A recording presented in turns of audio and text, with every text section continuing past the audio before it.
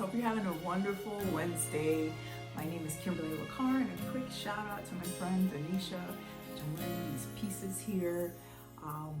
Yes, Queen of Queen jewelry. And I tell you what, every time I put one of these pieces on, I'm just like, oh my gosh, I feel so great. So shout out to you, Janisha, and friends. I am excited to share this quick word with you, but before I do, I'm coming up on my anniversary with Crown in Beauty and Ellie Books. So make sure you stay tuned so that you are able to check out the new products that I have coming up. And if you don't know, now you will know. Crown in Beauty, a devotional of songs and the testimonies that inspired them, has been available on Amazon. It's an audiobook. You can hear me speaking to you. You can hear me, well, not speaking, but really reading to you. And there's songs in the audiobook. If you buy the book, you get the promo code for the audiobook itself. And then I've got Santa Brings Back Christmas. We're coming up on the holidays, and so this is just a fresh new take on a Christmas story. And what is this story about? Santa takes away the kids' presents and he replaces them with frankincense, myrrh, and gold to teach them the true meaning of Christmas. Had to read the back there for a quick little second. And here is my, they're all my labor of love, but this here is the first book, the first children's book that I've published, and I am coming up on the anniversary release of The Horse by the Tree. Wonderful artwork by Danny Carroll. If you need a art designer, Danny Carroll's your guy. And then we've got Normiz, who illustrated the Christmas story. So anyways, thank you for tuning in on this beautiful Wednesday. Friend, you know, I just wanted to reach out, share my thoughts. I have been reading the Six Tudor Queens. I lived in England for about 3.5 years, and oh my goodness, I tell you what, the history of just the royal family and the Tudor lineage, it is just so interesting, and there's just so much scandalous stories that I was just like, well, let me find out what's going on with my girl here, Catherine of Aragon. And so I picked up this book, and as I'm reading this book, I actually started reading this book about 2 years ago, and it's really meaty, but listen, don't judge me. I am getting through it. I am on chapter 28. But here's the thing. Last night I had a thought, and this is why I'm sharing this quick video. In this story, you learn more about the conviction, right? I'll use that word, the conviction that King Henry VIII had, in that he believed that because he had married Catherine of Aragon, who was actually married to his brother, but his brother, King Arthur, had passed before Catherine and Arthur consummated the marriage. Henry VIII believed that he was committing an incestuous relationship, adultery, with Catherine for over 20 years. So if you go and see the history, I'm not going to get into it because I am not a historian by all means, but I'm just trying to make this in a nutshell. So he goes to seek divorce from Rome, and he gets so irritated because they're taking forever to look at the court, not the court, but to look at their case.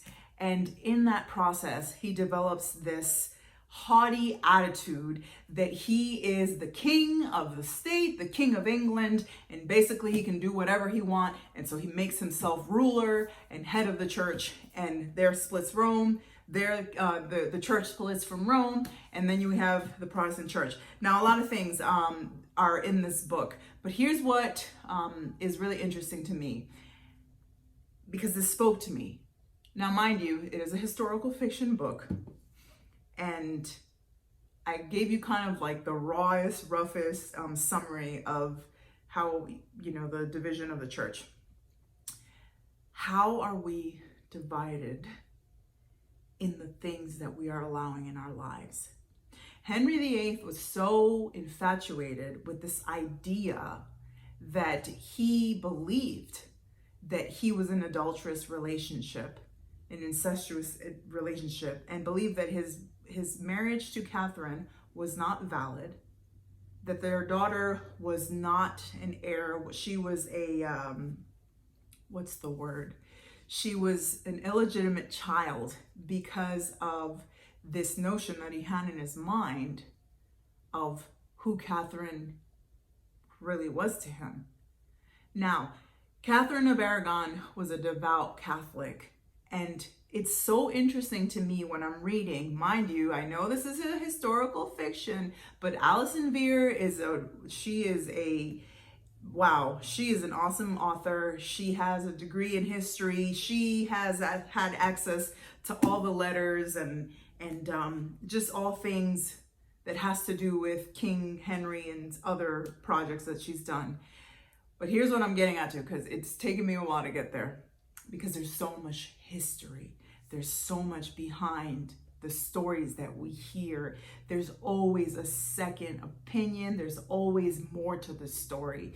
You have two people that truly believed that they were serving the Lord in their own way, and believed, for example, Catherine was a devout Catholic. She was a woman of piety. She was loyal. She was respectful. She carried herself in a manner where I think to myself, man, I need to be a better wife. I need to be a better everything. But Henry, on the other side, he truly believed that he needed a divorce because he needed the heir to the throne. And so you hear these two different dialogues, and I thought to myself, this is what we finally have arrived, my friend.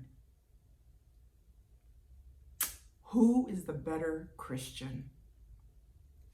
Reading this book has had me thinking to myself about the division, the strife, the scandals going on in this world, in the church, people falling from leadership, people obsessed with their own agendas, people just thinking that what they're doing is best.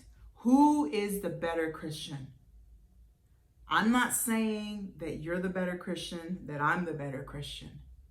God is the ultimate judge. And so we go to Matthew 7. We're landing the plane. Not everyone who says to me, Lord, Lord, will enter the kingdom of heaven, but only the one who does the will of my Father who is in heaven.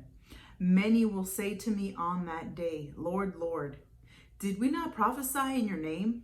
And in your name drive out demons, and in your name perform many miracles? Then I will tell them plainly, I never knew you. Away from me, you evildoers. Matthew 7:21 through 23. Who is the better Christian?